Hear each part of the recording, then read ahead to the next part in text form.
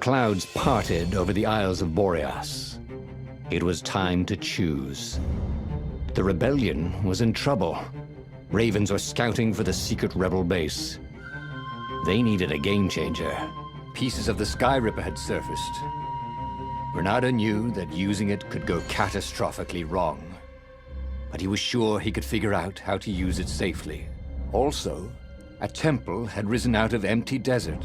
The Iblis stone was hidden there. It was a dangerous artifact. It could corrupt its user into a bloodthirsty monster. Maybe he could find a way to use it, to take its power without surrendering to its wickedness. And also, his old friend Lupino needed rescuing. Of course, Reynardo had a pretty strong suspicion that Lupino had betrayed the rebellion, and he had a gut feeling that he needed to use that to his advantage.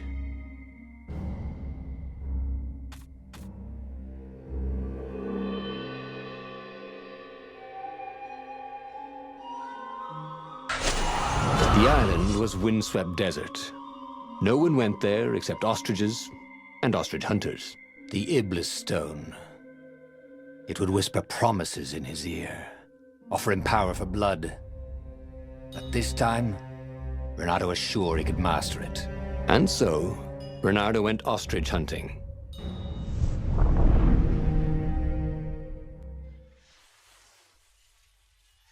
Every child could sing verses about the Sky Ripper, but ancient codices held hints of other things. A stone that ate souls, a ruby that drank blood, a jewel only a righteous man could give away. Were all these things the Iblis stone? Long hidden in a buried temple? Another ancient item that was only resurfacing now?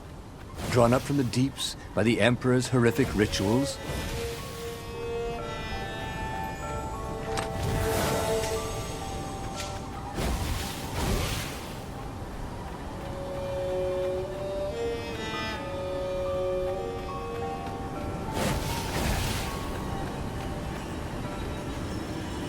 What was he doing here? Last time, the stone had fought him for possession of his own soul.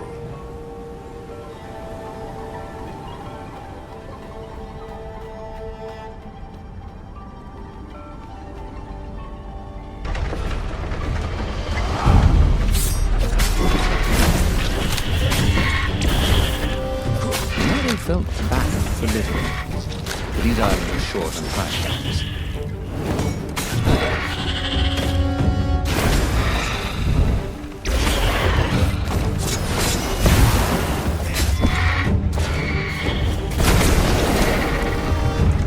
Ravens were already here, cawing in frustration. They were still searching for a way in. Good. Then he hadn't come too late.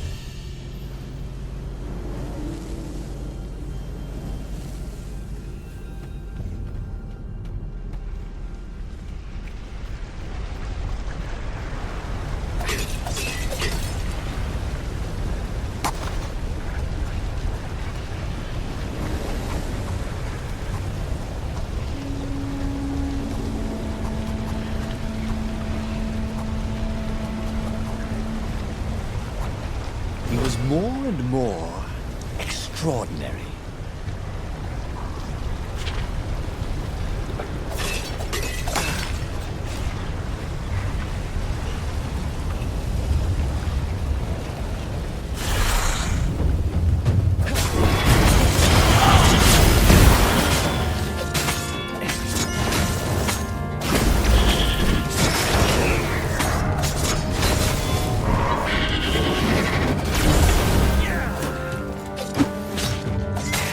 Like having the world taking Mr. Bowman right by his side.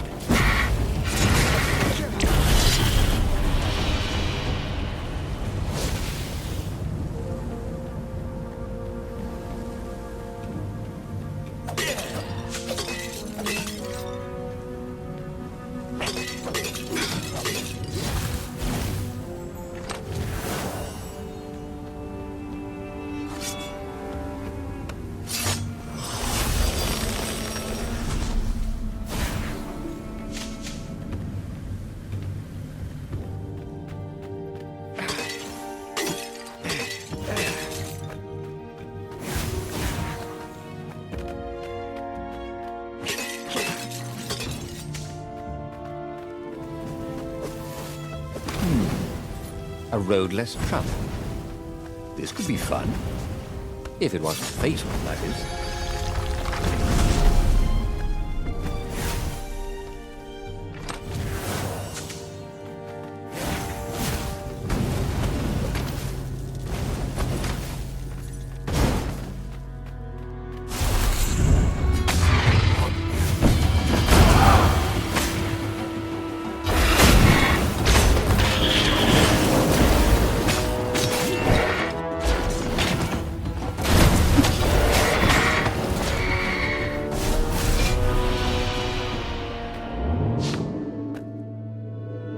There was a sign. Take the goat across first.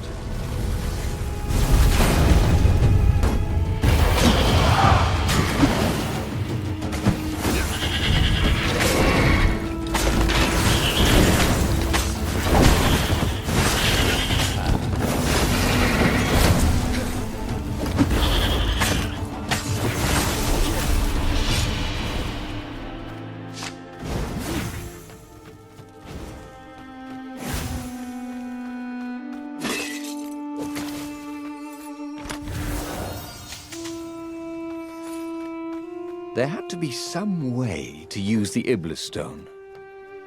It was old, wasn't it? People are so much cleverer now. And Reynardo was pretty sure he was cleverer than most people.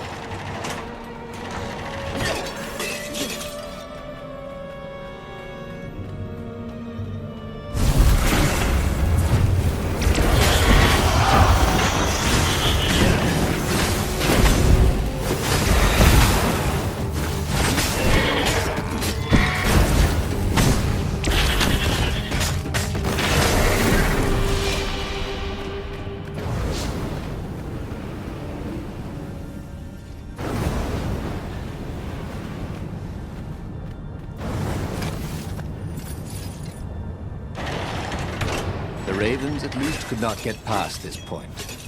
Obviously, the temple builders knew how to deal with tomb raiders.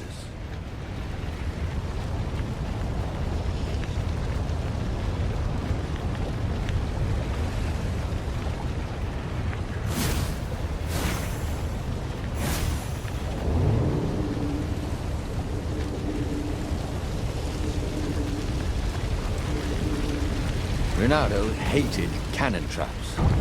Also, who reloaded these things anyway? He never figured that part out.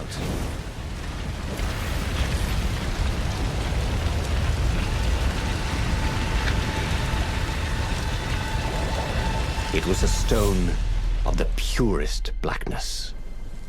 It reflected no light, like a void made solid. Nervous, he picked it up.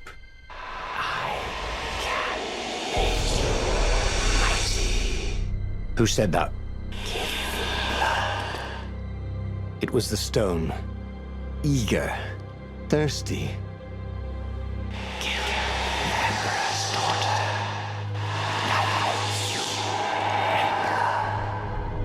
That seemed tempting and terribly wrong. Zenobia was the Emperor's greatest general and a potent witch. But they had been close once. And he had a sneaking suspicion the gem would try to control him. Why not capture the core of Sky Ripper instead? It was the eye of a lost god torn out by the transcendent Emperor to power his greatest weapon. What's the core? Said the stone anxiously.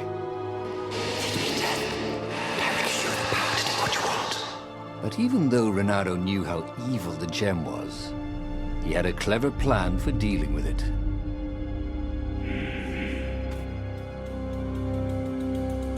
The stone bothered him. He hated being told what to do. Wasn't that why he joined the rebellion? Wasn't that why he'd refused to be a soldier?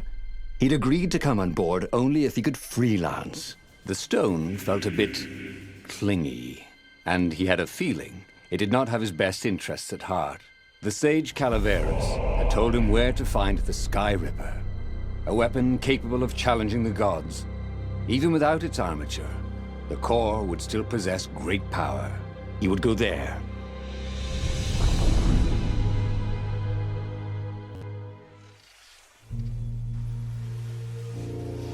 The moment he landed the Farfarer, Reynardo had a rare feeling of regret. It's not too late, he thought. He could turn around and sail for Zenobia's island. He frowned. Wait a minute. He didn't want to kill Zenobia, did he? Sure, technically she was the enemy, but they'd been at Sword Fu school together. They'd never been lovers, but somehow they'd been closer. She'd told him every secret about herself, except the biggest one, that she was the Emperor's daughter. No, kill Zenobia, whispered the stone, before it's too late.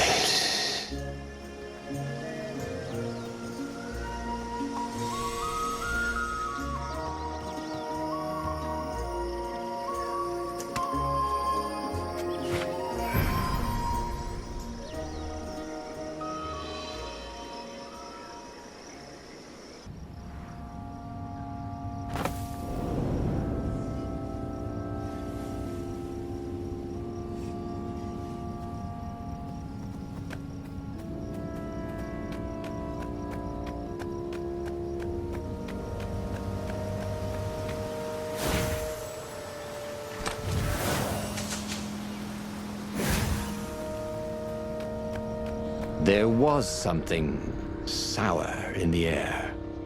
Like the earth had ruptured over something that had been fermenting for a very long time.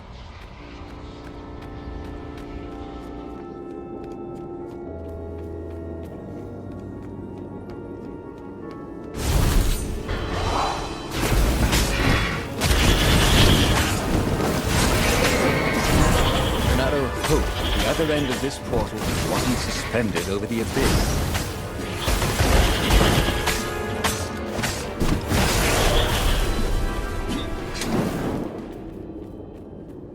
The stone hadn't lied about what it could do for him. With each raven he cut down, he felt a jolt of power flowing into his arm. "You're weak," whispered the stone. "The core will kill you."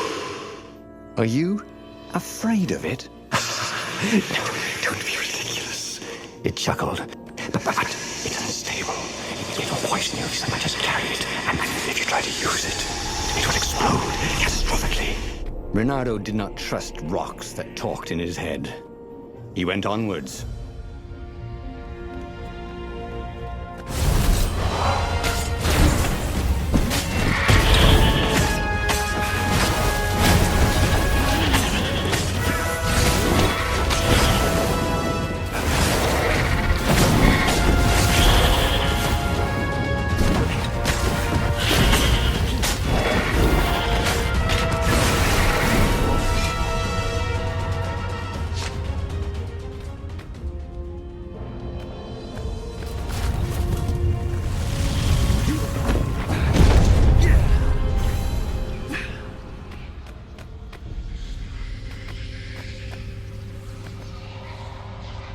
As he approached the core, the stone became hysterical.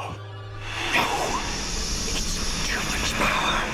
We'll rip a hole in space and time!" He had a sudden vision of plunging his gauntlet into the core and dying in anguish. That wasn't his vision, was it? The stone had sent him its darkest fears, hadn't it? He had a sudden impulse to do exactly that. He raised his right fist and plunged it into the core. There was a rush of light. He thought he could hear the stone screaming. And then he passed out. When Reynardo came to, the core was gone. But the Iblis stone was no longer black, but glowing with a blue light. And it was silent. "I can't hear you," he sang out, and "Yoo-hoo!" It didn't answer. "Ha!" he said. He had defeated the demonic gem with the power of his mind. He felt invincible. It was time to attack the Imperial outpost on the Nexus. Take the battle to the enemy. But among the huge crystals, there was also an observatory. A wise man would probably ask the scientists exactly what he had first. How wise was he?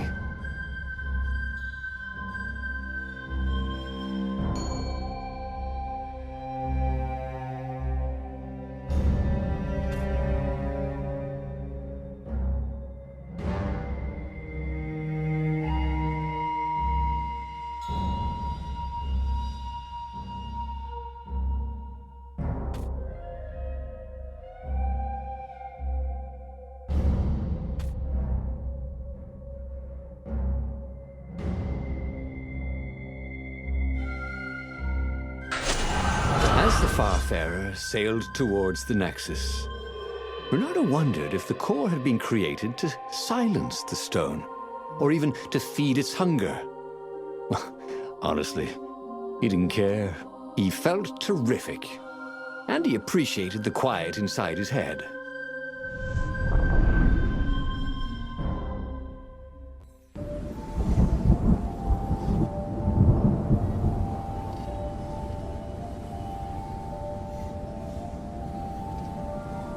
The Nexus was infested with ravens, but that didn't bother Reynardo.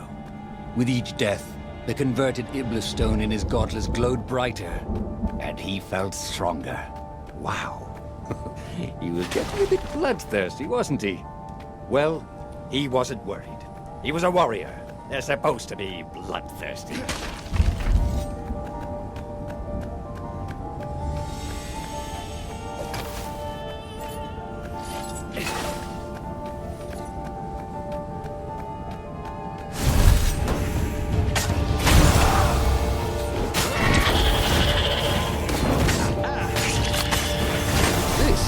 With the new aerobics craze. Am I right?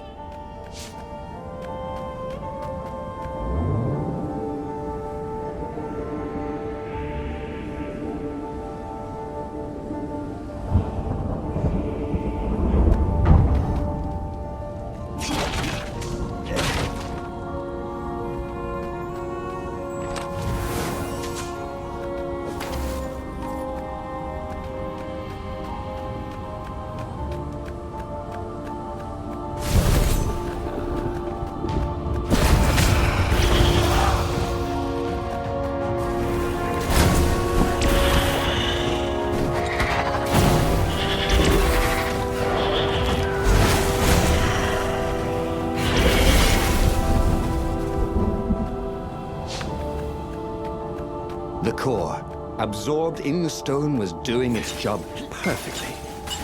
Reynardo could feel a little eldritch jolt every time he downed a raven, but then it flowed into the glowing stone the way water flows down a riverbed.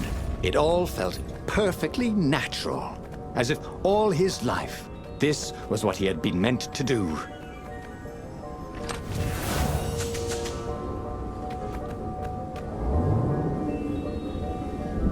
There were stickers all over the platform for really hot lady foxes, with pictures and addresses and everything.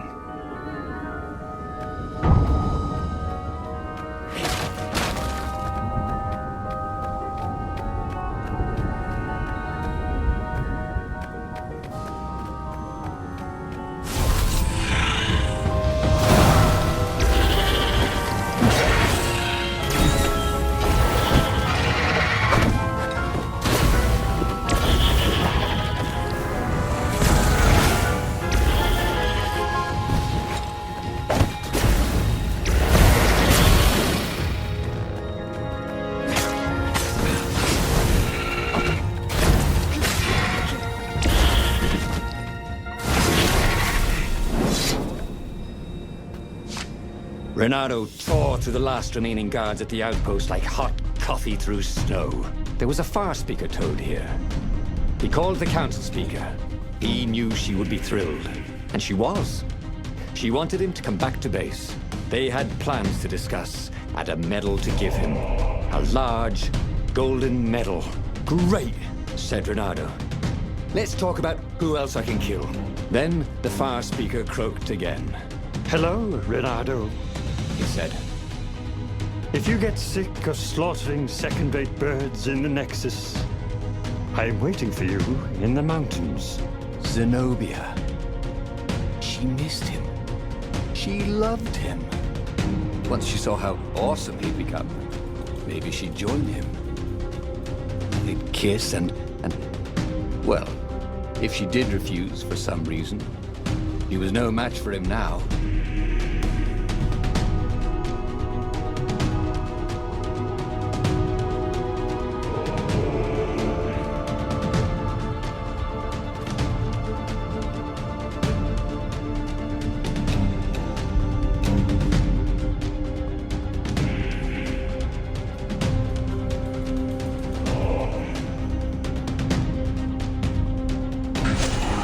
Zenobia taunting him.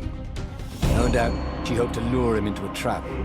Well, he was nobody's sucker, especially not hers. He carried victory in his gauntlet. He would go where the council pointed him.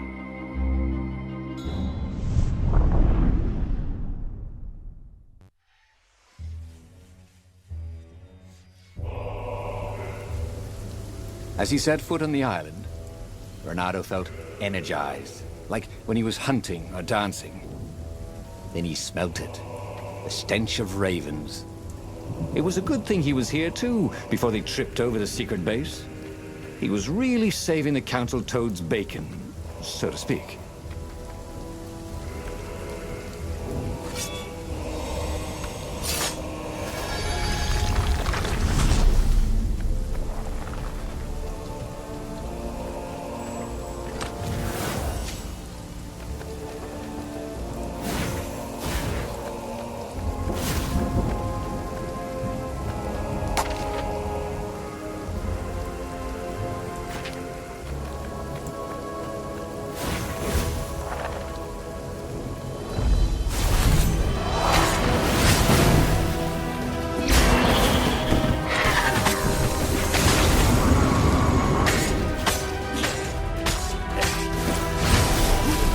Thought about Hypatia. Oh, she'd been an amazing rabbit. She could talk to him about comics, and talk to her son about history and battles, and talk to scholars about the ancient tomes hidden deep in the vaults of the library of Ubar. Oh, Reynardo really missed her.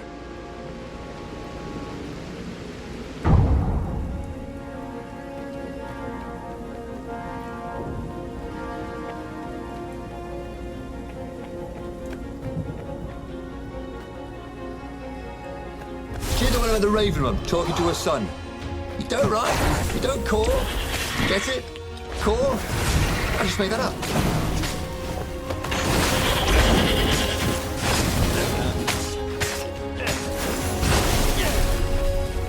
Reynardo had an artifact that made him practically a godlike warrior. All he had to do now was collect his medal, head for the Imperial fleet, and raise some hell.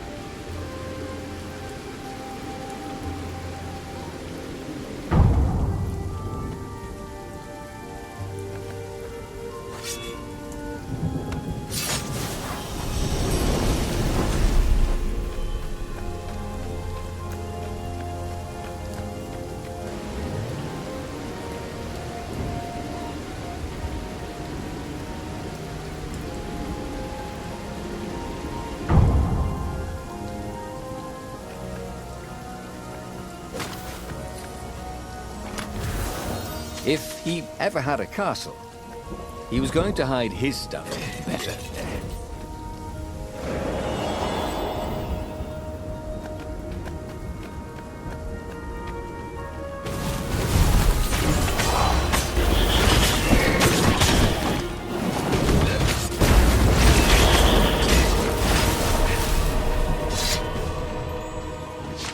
See? Reynardo was a hero of the revolution. He deserved a medal. Soon, he'd deserve every medal they had, and hopefully one big medal ceremony in front of everybody with trumpets so everyone could know what he'd accomplished.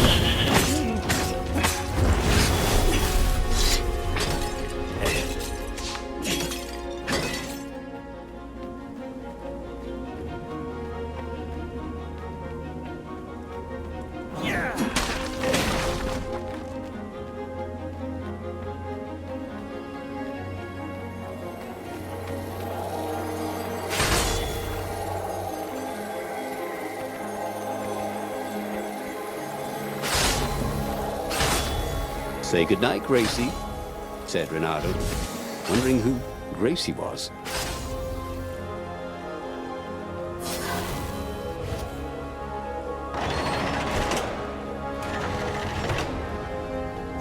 The long stairs. So he was close to the rebel base. Nothing was on fire. So far, so good.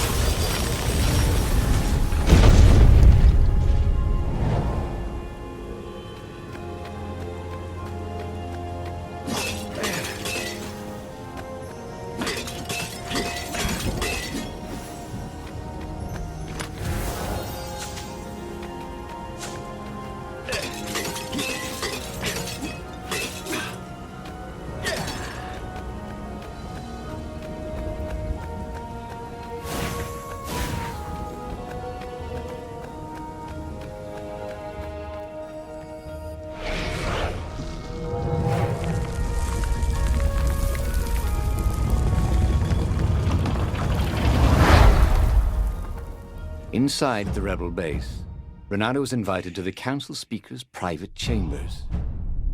So, this is the Iblis stone? He said. I can feel its power. Reynardo told her how he had fed the core to the stone and made something even more useful than either. Crazy like a fox, She croaked, and Reynardo chuckled as if he'd never heard the joke before. We've given you the best quarters and a bottle of Tantalonian firewater, all for you. So they'd remembered. He woke in the morning with the sweetest of hangovers. But the Iblis stone was gone from his gauntlet. The corridors were empty, except for a few rebels who looked just as hungover as him. "Come on, you'll miss the battle," they yelled. Reynardo added sail as the Farfarer scudded across the sky. Who could have taken the Iblis stone? Was it some Imperial spy? He would find him, and kill him, and take the stone back.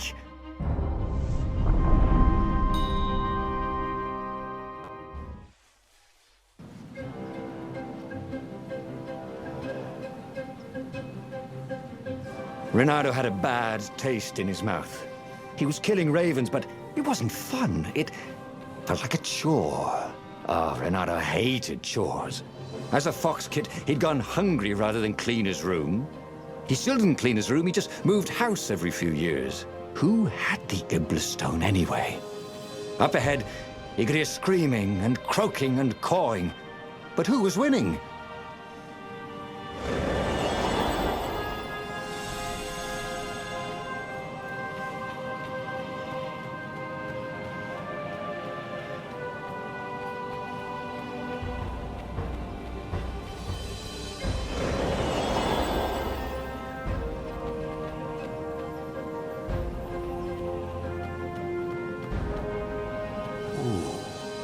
Portal that led right into the middle of the fleet. It was a glaring weakness in the defense.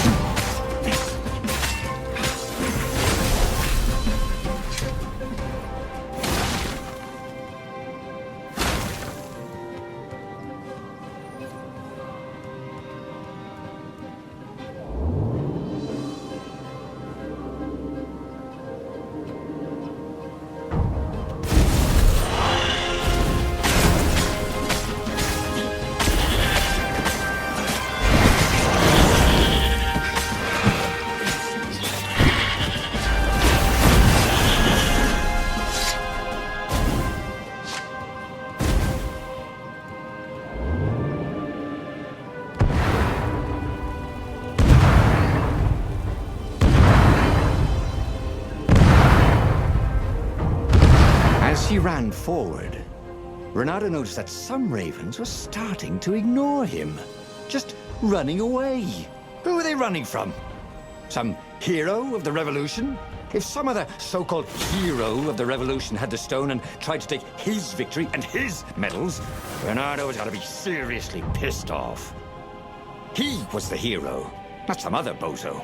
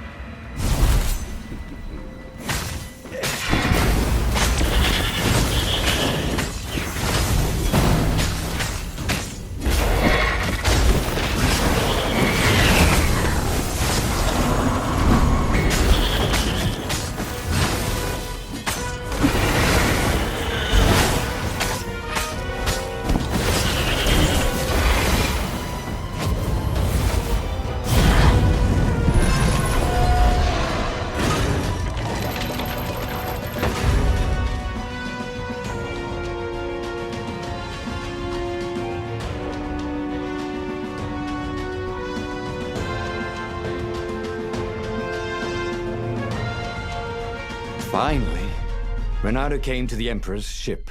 Zenobia lay dead in front of it. The ship was a wreck. Ravens lay dead, sprawled everywhere. Bloody feathers spattered across the deck and the dock. The council speaker came out. She was waving a sword around like a flag. Look at me, Reynardo! She croaked. The Iblis stone on the sword was black as coal. Now I will be Empress, and all shall tremble before me, she croaked. So the stone had her. It was in her brain, whining for blood. I'm afraid I can't allow that, said Reynardo, and moved to fight her. Toads are not usually good with swords. Something about the footwork. And the council speaker was not even a warrior. She was always tripping over things, which is quite an impressive achievement when you're a toad. Yet somehow, she was pressing Reynardo backwards as he desperately tried to keep her sword away from his throat. Look, why don't you keep the stone? He asked. You deserve it. Blood and souls for Iblis, she croaked. Blood and souls. She got under his guard with her sword. It was just the tip. But sometimes just the tip is enough. He could feel his soul being sucked into the stone. As he died, he felt embarrassed more than anything else.